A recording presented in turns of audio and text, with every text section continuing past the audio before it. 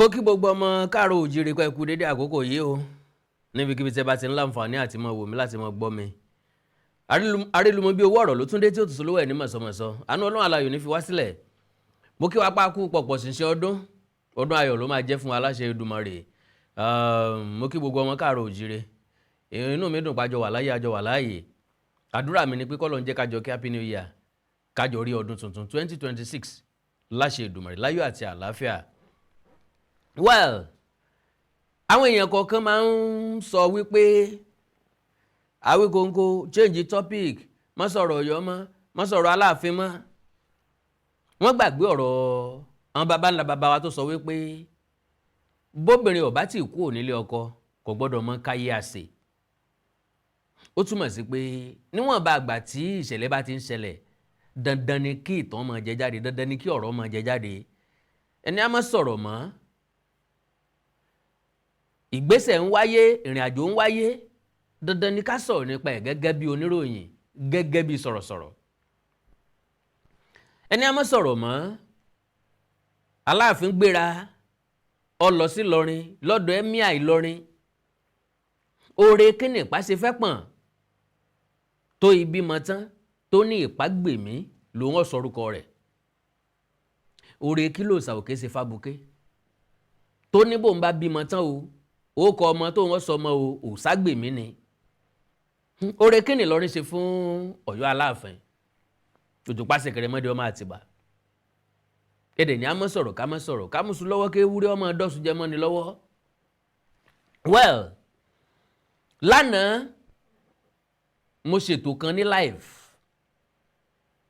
nípa pé Ọọ̀ni tilẹ̀ Ifẹ̀ ò fìyàn kankan jẹ Ààrẹ Ọ̀nà Kakanfò nínú program yẹn ni mo ti wá rántí pé jẹnẹrétọ̀ mi bàjẹ́ ńbẹ̀ ni mo ti bẹ́ẹ̀ lọ́wọ́ àwọn ọmọ káàárọ̀ oòjíire tí wọ́n jójú lówó ọmọ ọkọ tí wọ́n sì jẹ́ lẹ́yìn ijó àánú láti kún mi lọ́wọ́ mo ní mo rí jẹnẹrétọ̀ míì tí mo fẹ́ rà pé ìyẹn tó lè gbé àwọn nǹkan tí mo ń lò ó jẹ́ 3.6 million naira. Ní comment section ojú mi rówó ọ̀rọ̀ mọ́ ń bẹ̀ èébú èpè tánàdí igbádogóje èrò ọ̀wájà alágbe kò sóko tí wọn ò pè mí tán lélẹ̀ tó yé mi pé àwọn tó ń pè mí lórúkọ wọn ò sí lọ́mọ Ọ̀yọ́ ṣé ẹ gbàgbé mo sọ gbólóhùn kan mo ní kú tí ó pajá nífa wọn mú wọn ní ó rè é mẹ́kùn wá láàyè kó wá fi borí èmi tí wọ́n rò pé àwọn fẹ́ sọ̀rọ̀ sí ọ̀rọ̀ kì í dùn mí torí pé tẹ́lẹ̀ rí náà alágbe ni mí alágbe là ń pe akéwì kò sí ní tákéwì akòyàngbà asunrárà kò sí ní tí wọ́n fẹ́ jẹ yàtọ̀ sí agbé ayé lọ́dà ayé ọ̀làjú láyé ìgbà náà bá kòyàngbà kígbe asunrárà akéwì tán bá lọ kéwì níbì kan wọ́n fún ọ lówó wọ́n fún ọ lóúnjẹ wọ́n fún ọ láṣọ wọ́n á tún mọ̀ fún ọ níyàwó láti bẹ̀ làwọn tó nífẹ̀ẹ́ síṣẹ́ tí wọ́n ṣe ó fi tẹ̀lé wọn so kì í ṣe ìkọjá àyè tí n bá béèrè ìrànlọ́wọ́ lọ́wọ́ àwọn èèyàn ń tágbára mi ò ká mo béèrè ó dáa láti béèrè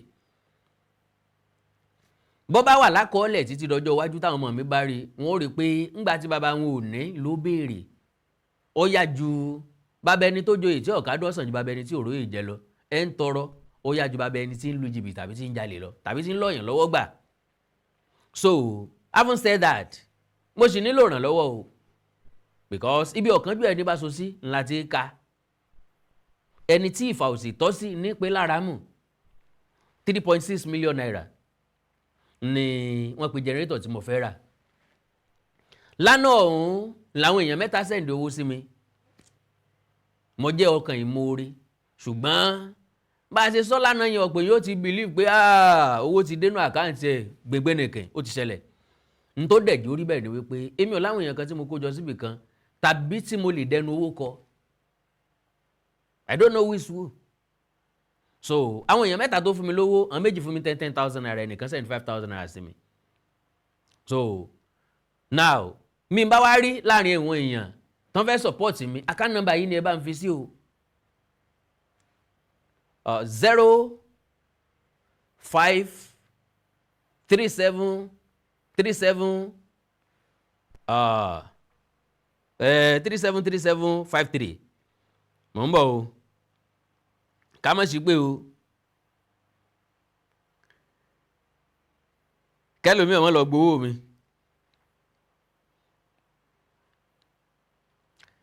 Okay. Yeah. Okay, 05 15 37 37 53 05 15 37 37 53 GT Bank ni orúkọ tó wà ń bẹ̀ The Values Heritage Ventures àná Olódùmarè ò ní fi sílẹ̀. God bless you all. Now n tó gbé mi wá gangan ò ní wípé àwọn ìṣẹ̀lẹ̀ tí ń ṣẹlẹ̀ lọ́yọ̀ọ́ ìgbésẹ̀ Aláàfin ó rìn lójú ọ̀nà prediction mi nígbà t'Aláàfin dórí oyè, ó rìn lójú ọ̀nà àwọn ọ̀rọ̀ tí mo ti sọ sẹ́yìn nípa relationship Ọ̀yọ́ àti Ilé-Ifẹ̀, bó ṣe jẹ́ wípé bloodline yìí ò sí ń bẹ̀ mọ́. Kété t'Aláàfin dórí oyè, Aláàfin gba Sókótó lọ, ìyẹn la rí ta wá ń wí k'Aláàfin tó lọ sáwọn ìlú kan nílẹ̀ Káàárọ̀ Oòjíire. But expectation wa nígbà yẹn ni o kò ṣe ní ìsinmi o, expect ẹ̀ mọ́ o. Expectation wa ń gbà yẹn ni pé Aláàfin ó ṣe ẹ̀lẹ́ ń bẹ̀ ń sọ̀rọ̀ ní ti Ilé-Ifẹ̀. Bó tiẹ̀ jẹ́ pé à ń pọ́n kúlé là ń pọ́ fọ̀ọ́sẹ̀. Èèyàn la kò táàkì ẹni a bá kí kọ́ tara jẹ́ ni. Ńgbà t'Aláàfin wá ṣe gegele lórí gegele, Aláàfin lọ sí ìpínlẹ̀ Kwara, Aláàfin lọ Ìlọrin, Aláàfin dé Ọ̀fà. Ìrìn àjò Aláàfin sọ́fà kò ṣeésì torí pé Ọ̀yọ́ l'Ọ̀fà ti jẹ jáde, kò níyàn jíjànú. Ọ̀yọ́ ni kíni? Ọ̀yọ́ ni Ọ̀fà ti jẹ jáde. Ṣùgbọ́n Ìlọrin kí ni títan mọ́ Ìlọrin Ìṣẹ̀yìn pẹ̀lú Aláàfin Ọ̀yọ́? Kí ni àjọṣepọ̀ tó wà láàrin Emir àti Ìlọrin àt'Aláàfin Ọ̀yọ́? Because Yorùbá ní ọ̀ká pa bàbá, òjò lápẹ̀gbọ́n, abèrò sóró lọ́rùn ìyá lọ sọ́run àṣàǹtẹ̀, ṣèbé lọ́pàgbúrò, ọmọ tó wá ń dẹsà ejò. Ṣé ká ní kò gbọ́tàn, ṣé kò yẹ kó gbàrọ̀ bá ni? Tí ṣe bàbá ìtàn pé gbogbo àwọn mọ̀lẹ́bí ejò lórun wọn o. Bọ́ bá rí sa ejò ó yẹ kó orin mẹ́ẹ̀lì ni. Because ìrìn àjò Àfọ̀njá n'Ílọrin, ìran Fúlàní ló ké kúrú. Wọ́n gbẹ̀mí Àfọ̀njá, wọ́n gbà Ìlọrin. Ìlọrin ń kógun ja Ọ̀yọ́, Ọ̀yọ́ ń kógun wá sí Ìlọrin, ṣùgbọ́n wọ́n Ìlọrin dùn wọ́n jù. Expectation mi ni pé b'Aláàfin ṣe lọ Ìlọrin, k'Aláàfin ó béèrè lọ́wọ́ Emir àti Ìlọrin, gbẹ̀du wa tẹ́ ẹ gbà lọ́wọ́ Aláàfin Olúewu ń jò ní ṣe bá wa gbé adé wa tán fi ń pè wá ńládé ládé ládé Aláàfin ò ládé, kò náà fi ń gbadé aládé kó fún wa. Adé wa tẹ́ ẹ bọ́ lórí Olúewu ńgbà náà, ńgbà tẹ́ ẹ yànkì ẹ̀ tẹ́ ẹ pín ṣe bá wa gbádé ọ̀hún. So mi ò ní fẹ́ sọ̀rọ̀ jù, màá fẹ́ lo fídíò ìrìnàjò Aláàfin sọ́fà, kí n lo fídíò ìrìnàjò Aláàfin sí Ìlọrin, kí n tó wá sọ̀rọ̀ kékeré lórí ẹ̀, torí mi ò ní fẹ́ káyìí kí kọ́rọ̀ ó pọ̀ ju ní tí mo fẹ́ sọ lọ. God bless you. Mo kí kábíyèsí ọlọ́pàá ti ìlú Ọ̀fà, inú mi dùn gan-an lẹ́ni bàbá ní kéèyàn wo ọkàn yẹn bó ṣe rí, kéèyàn bá ń gẹṣin inú mi kò lè kọsẹ̀. Torí pé kí ni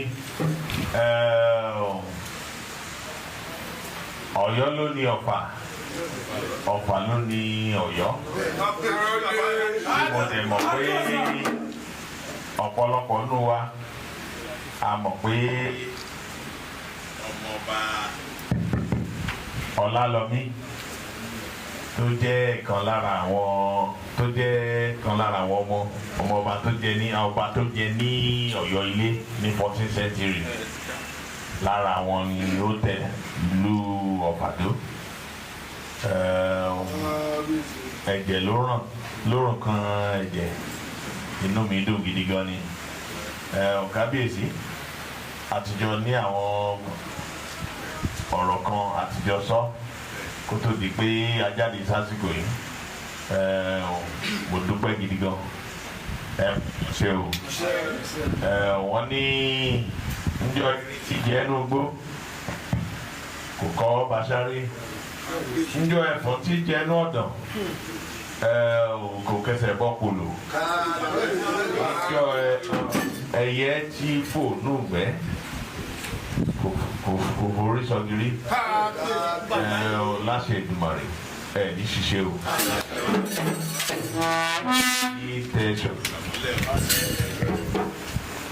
Wọ́n ní gbogbo igi tí elégédé bá ti kó lọ sóde ní kóbọ̀ láṣẹ Èdùmàrè bẹ́ẹ̀ bá ti mọ jáde, gbogbo àwọn ọmọ tẹ bá kó jáde lẹ́mọ̀ kóbọ̀. Wọ́n ní gbogbo igi tí elégédé bá ti fọwọ́ kàn ní ṣòjòjò ẹ bá ti lù lọ́tún bẹ́ẹ̀ lù lọ́sì yóò mọ ju iṣẹ́ ni. Ẹ káàbọ̀ padà. Kò fi gbogbo ara sí kàrámọ̀ kankan bẹ́ẹ̀ ọ̀tún kí òsì òsì kí ọ̀tún náà ni. Ntọ́ lọ bá ọlọ́fà lálejò ó kí wọn kú ilé, ọlọ́fà kí wọn káàbọ̀. Ìṣẹ̀lẹ̀ kan dandan tó wáyé ń bẹ̀. Ìlọrin ni ojú mi ti rówó tọrọ mọ́. The same Aláàfin tí ò lè dìde bá Ọọ̀ni dọ́gba láti bọ̀ Ọọ̀ni lọ́wọ́. The same Aláàfin tẹ̀ kí Emir àti ìlú Ìlọrin. Emir Ìlọrin ò dìde kúrò lórí ìjókòó, kò make attempt láti gbórí sókè láti dìde sókè. Orí ìjókòó náà ni Aláàfin ti tẹ̀ kí níbẹ̀ kó tó jókòó bẹ́ẹ̀. Ojú láì nírú ẹnu láì níyọ̀. Ẹjá fojú wa lóúnjẹ, ẹjá wò ṣẹlẹ̀ tó ṣẹlẹ̀ lọ́yìn Ìlọrin. Pápápá ni mo fẹ́ ṣe. Mo kí gbogbo ẹ̀yin olólùfẹ́ ètò wa pẹ̀tù kú dédé àgógò yìí òun bìkìbì tẹ́ bá ti láǹfààní láti máa wò mí, láti máa gbọ́ mi. Ọ̀dọ̀ bàbá wòlíì Reuben Àìkọ̀rẹ́, ikọ̀ àti ìríjú Olódùmarè àgbà wòlíì prophet Reuben Àìkọ̀rẹ́. Bàbá mo kí n pé kú kalẹ̀. Ẹ ṣé olóòtú. Oríṣiríṣi nǹkan lè dá máa ń dojú kan lé ayé. Ìkan nínú ẹ̀ là ń pè ní ogun ojú kan. Bàbá, ọ̀pọ̀lọpọ̀ àwọn ọmọ tí a pè lógun ojú kan. Wọ́n fẹ́ kẹ́ bá mi sọ níwọ̀nba. Irú ogun wo là ń pè lógun ojú kan? Bákan náà, ọ̀nà wo la lè gbà bọ́ kúrò nínú ogun ojú kan? Ogun ojú kan jẹ́ ogun amúnilẹ́rú, ogun amúnisìn, ogun afàsìkò ẹni ṣòfò. Ibikíbi tí wọ́n bá ti ń fi ogun ojú kan bá èèyàn jà, èèyàn máa sáré, yóò máa gbìyànjú, yóò máa làkàkà, yóò máa ṣe gbogbo ipá tó lè ṣe, ṣùgbọ́n àṣeyọrí ò ní sí ńbẹ̀. Ẹnikẹ́ni tí ogun ojú kan bá ń bá jà, ń tẹ́ ṣàkíyèsí ni pé yóò máa ṣiṣẹ́ bí erin, yóò máa jìjẹ ìlérí, yóò máa kówó ńlá jọ, ṣùgbọ́n kò ní ní tí ó fi ṣe. But ogun ojú kan ó dàbí atẹ́gùn tí èṣù ń fẹ́ tàbí tí ogun ìdílé ń fẹ́ sí ni. Ogun yẹn ló dé bá Abrahamu, ogun ojú kan. Ogun ojú kan yẹn la máa ń pè ní ogun àníjẹ́ kó lọ, ogun amúnilẹ́rú, ogun àníjẹ́ kó ní dàgbàsókè. Ó dàbí ọmọ kékeré tá a bí, ó yẹ kó máa wọ́, kó máa rákòrò kò rákòrò, ó yẹ kó dìde mọ́ nǹkan kò dìde, ó yẹ kó máa rìn kò rìn, ó yẹ ó sọ̀rọ̀ kò sọ̀rọ̀. Ogun ojú kan ni o. Kò ní lè kó lójú kan. Kò ní lè kó lójú kan. And then àwọn kan wà tó máa ń ta ọfọ ogun ojú kan náà sí, tó yẹ pé wọ́n á kàn rán ọfà stroke sí wọn ni. Ìmí láti dá wọn gúnlẹ̀. Ìmí àìsàn tí wọ́n kàn máa wádìí tó ní rí, òun náà fi ń jà. And then gbọ̀n bá tarú nǹkan bẹ́ẹ̀ sí yàn, èèyàn wà lójú kan. Ẹlòmíì iṣẹ́ tó ń ṣe, ó yẹ kó láṣeyọrí, yóò nígbèga, kò nígbèga. Ẹlòmíì kó tó di pé yóò nígbèga láti kú níbi tó wà yẹn bọ́ síbòmíì, wọn ò ní jí ó lè kúrò. Bẹ́ẹ̀ ni.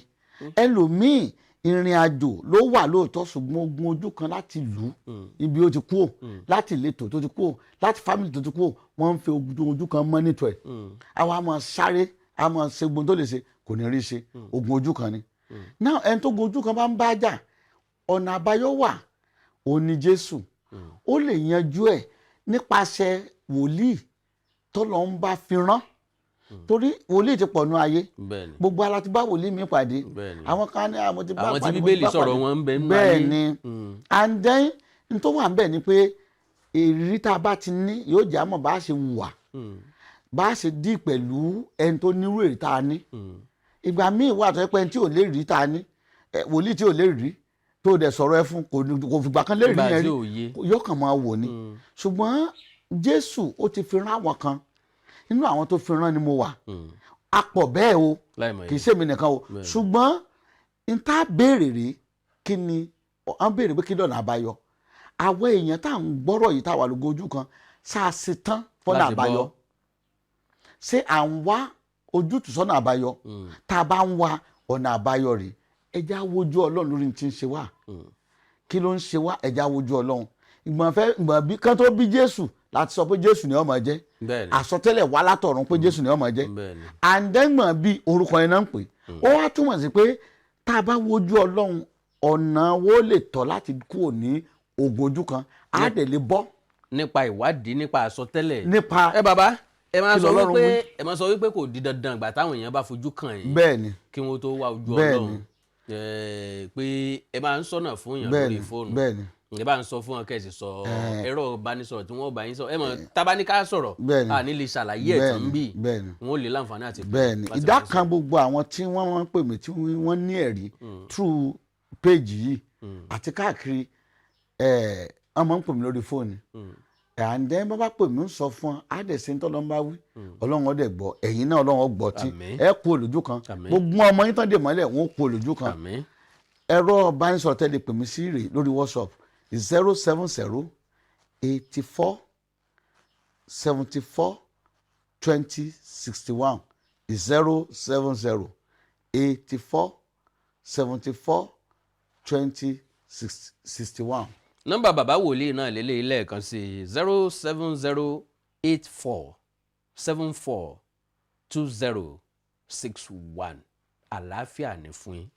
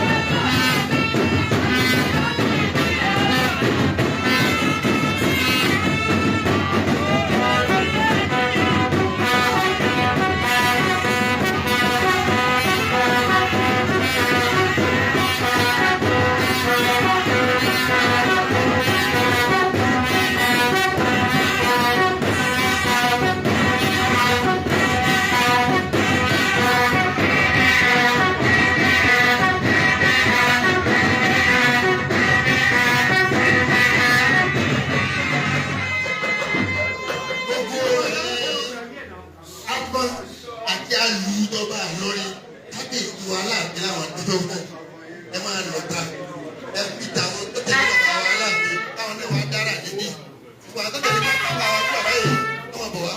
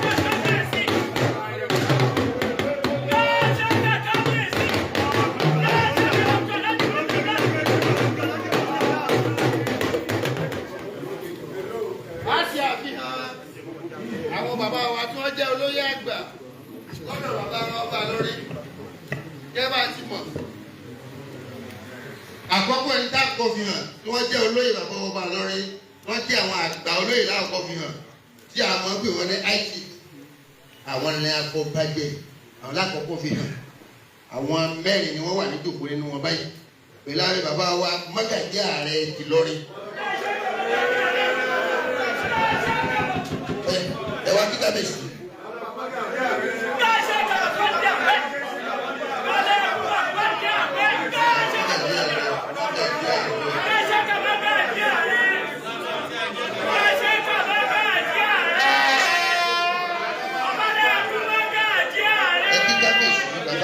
Bàbá yìí.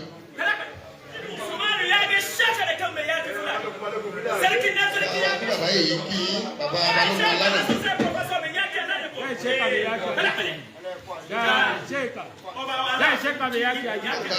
Ìlọrin. Ìkàlàdí máa ń gèdè nù. Wọ́n kú bàbá àṣà yìí. Ano kubaga jam lataju kubaga ya ke shaka ta kubaga jam lataju.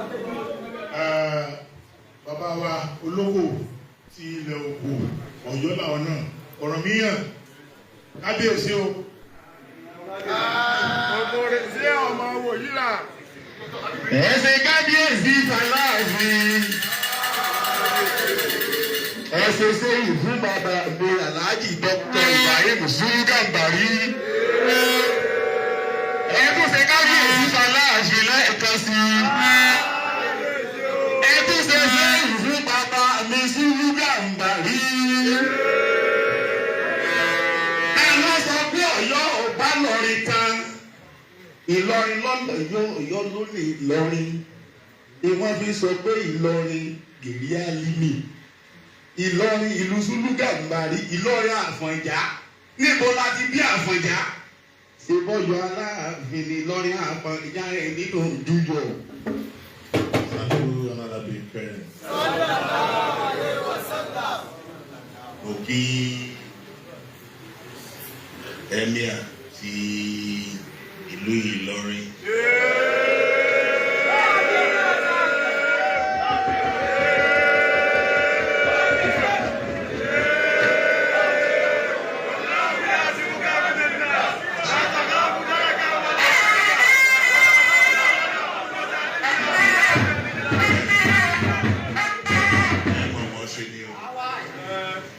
Àìmọ́ṣe kò ní kàn sọ̀rọ̀ yín.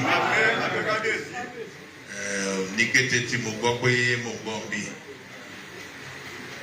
láti ṣàyè pé à ń bọ̀ àti kọ́kọ́ fìwé ránṣẹ́. Inú mi ti ń dùn pé Ìlọrin ni mò ń bọ̀.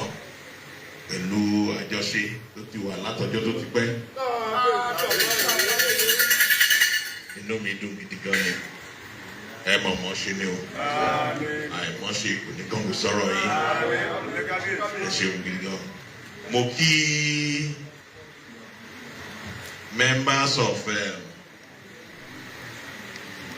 Emir Council. Gbogbo yín mo kí pátá o. Ẹ kú àdúró tí ṣe o. Ẹ mọ̀ mọ́ ṣe o. Àìmọ́ ṣe kò ní kàn kó sọ̀rọ̀ yìí o. Mo kí gbogbo ẹ̀yin afọbajẹ náà ti ìlú Ìlọrin. Àkùdé kò ní wọ̀rọ̀ yín o. Gbogbo àjọṣepọ̀ yín náà pẹ̀lú ṣéwù mo fẹ́ kẹ́ bá ń fọwọ́sowọ́pọ̀ o. Ọlọ́run ó jẹ́ kí tìyín náà dáa. Ó ti ń dáa náà kò ní bàjẹ́ o. Mo kí àwọn orí adé ọrùn lẹ̀kẹ̀ àjọ kọ́wọ́rìn wa náà ṣe òyìnbó mo dúpẹ́ o. Gbogbo ìgbà ni wọ́n ń sọ̀rọ̀ yín ní dáadáa lọ́dẹ̀ jẹ́ ká mọ̀ pé ẹ̀ ń ṣàlátìlẹ́yìn fáwọn. Ẹ ṣeun gidi gan. A dúpẹ́ gan lọ́wọ́ yín. Mo á dúpẹ́ náà ní orúkọ gbogbo àwọn ọmọ Ọ̀yọ́, àwọn ọmọ Yorùbá náà lápapọ̀ tó ń gbé ní ìlú Ìlọrin. Ẹ ṣeun gidi gan. Ọlọ́run mọ tẹ̀yìn síwájú o.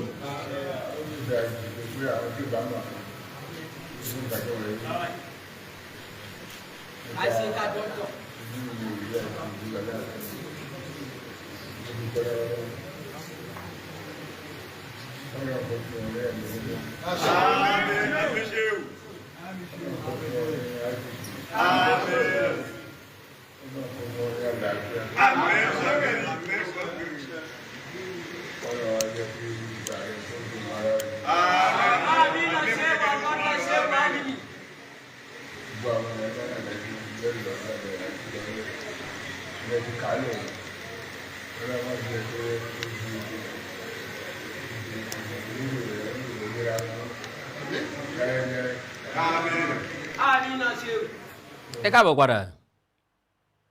Ṣé ẹ bínú pé fídíò tí mo mú wá fún yín ó gùn tó bẹ́ẹ̀? In fact ọkùnrin tí ń sun ara fọkùnrin gan ni ká fi ṣe, torí pé ó lé wákàtí kan kí n tó rí wọn bá yẹn yọ ojú rí. Kò sábà sí nǹkan kan tó jẹ́ kàrámọ́ náà mbẹ́. Ìkíni ló fi gbogbo ara wáyé, ọpẹ́ dídá. Aláàfin kí ẹni tí wọ́n lọ bá lálejò Emir àti ìlú Ìlọrin. Emir ó kí wọn padà. Báwo bá kì í fún ni ṣe làá kì í fáwọ́ padà. Olórí ń tí wọ́n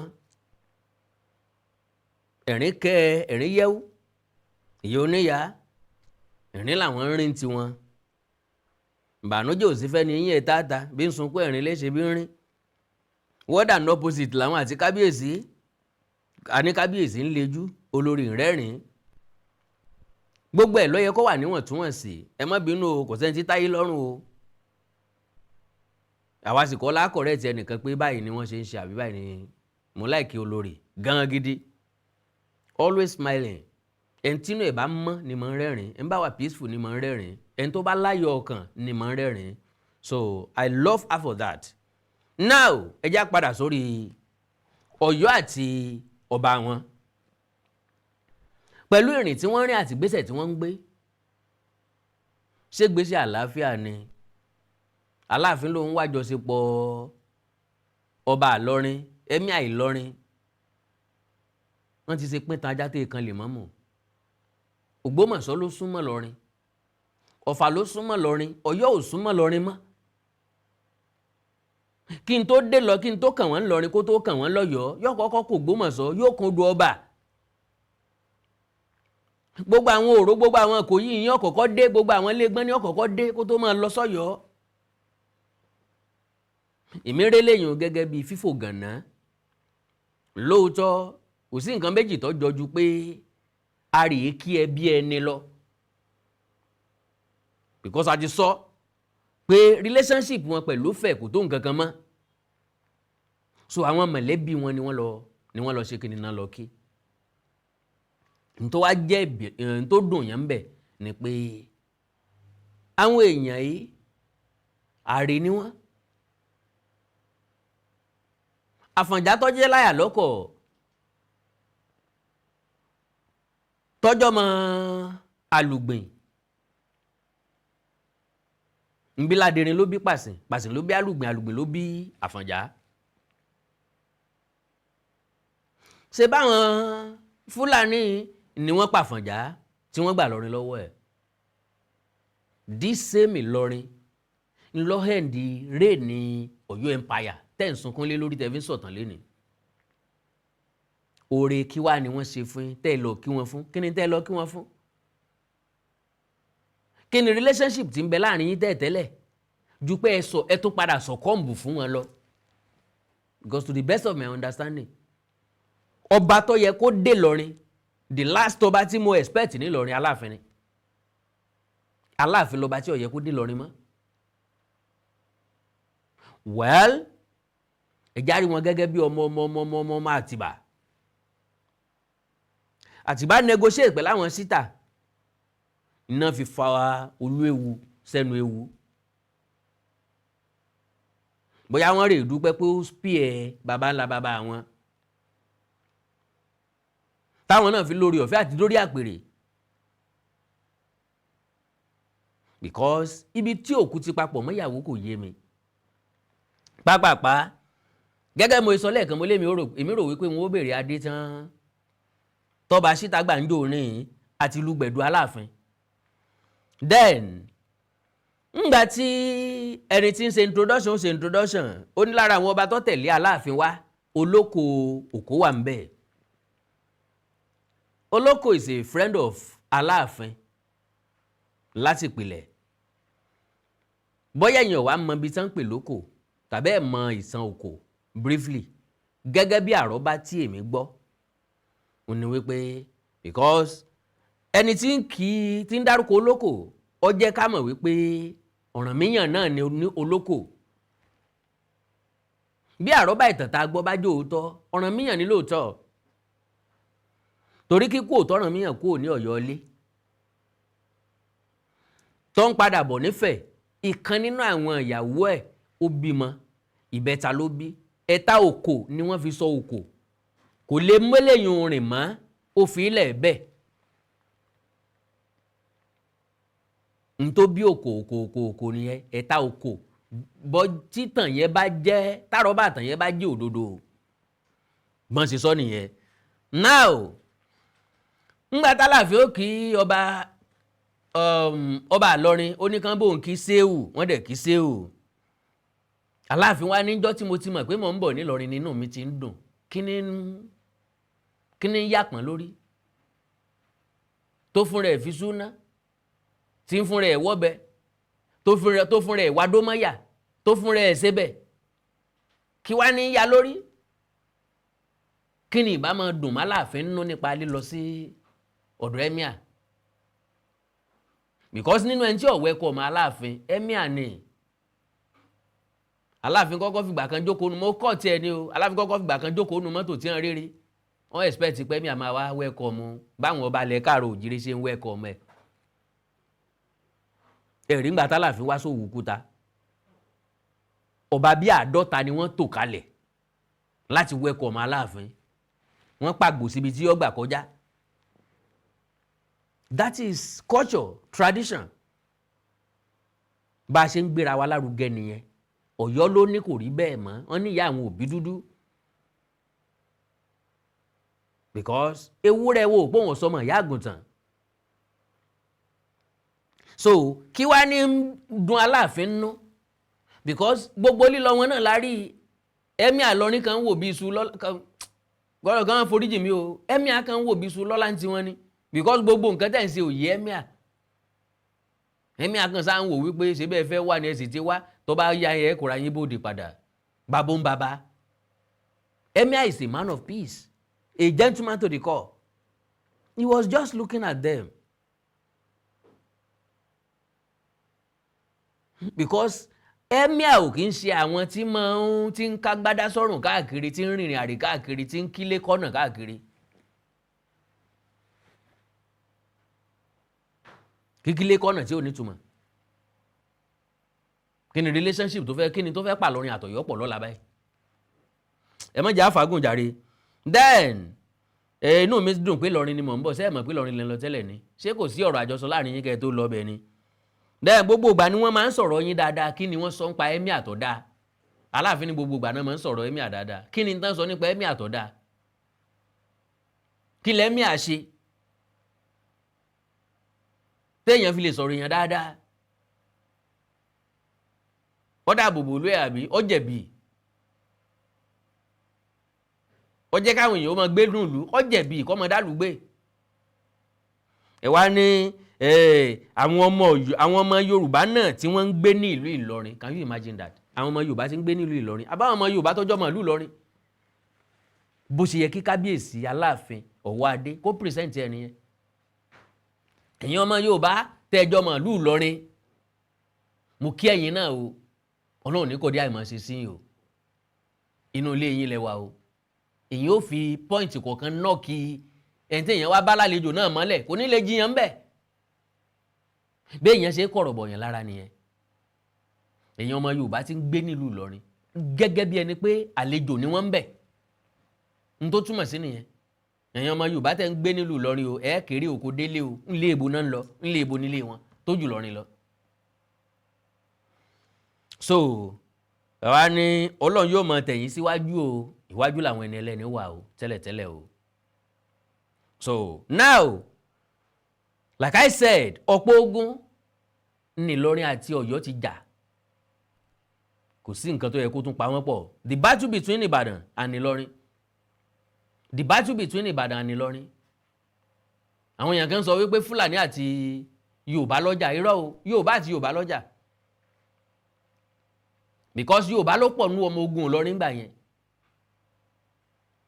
So now, despite being outnumbered, in the first day of fighting, the Ọ̀yọ́-Bọ̀gú alliance. Ta ló sọ pé Ọ̀yọ́ ò kì í ṣe Bọ̀gú, pé ẹ tán mọ́ Bọ̀gú, ẹ bá ẹ ṣe Bọ̀gú ò sí lára ọmọ Bọ̀gú ò sí lára yín rẹpẹtẹ. The Ọ̀yọ́-Bọ̀gú alliance was able to push the Ilorin army back to the city.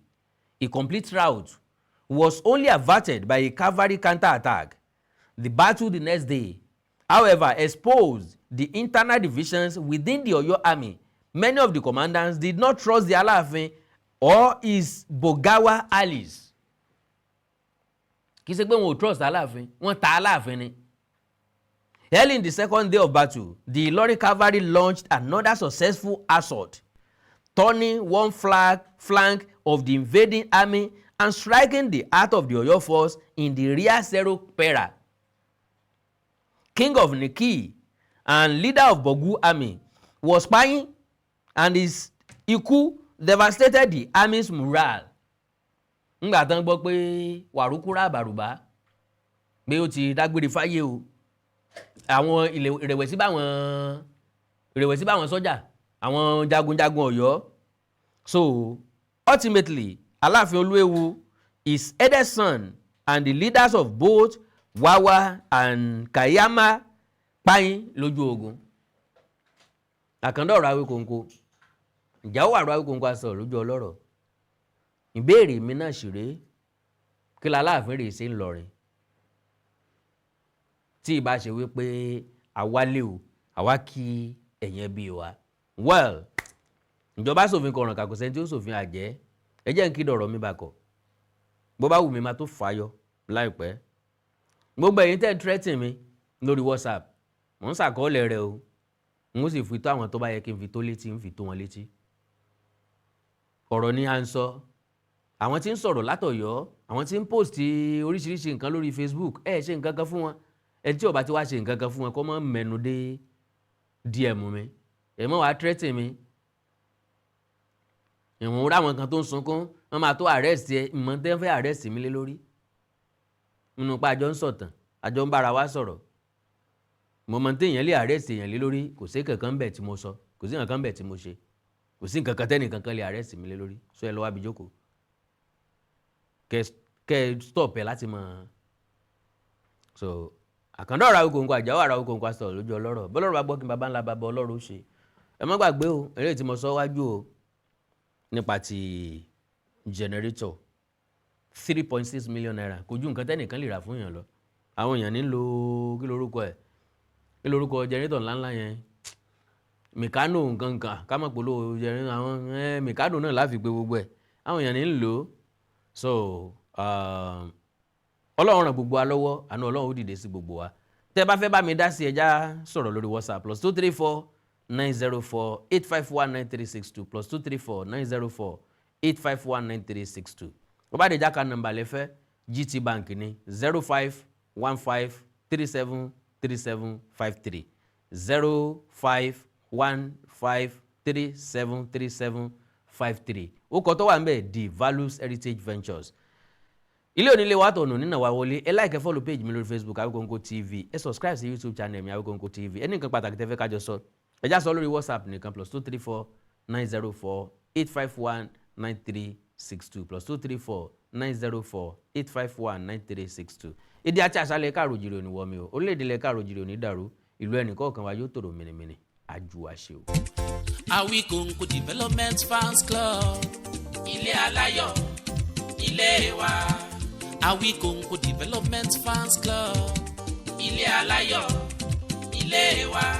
Ẹgbẹ́ tó dúró fún ìdàgbàsókè àti tẹ̀síwájú èdè àṣà àtún àjogúnbá ilẹ̀ Yorùbá. Ẹgbẹ́ tó fẹ́ ìrẹ́pọ̀ gbogbo ọmọ Yorùbá tó tún gbé àṣà àti ṣe Yorùbá lárugẹ.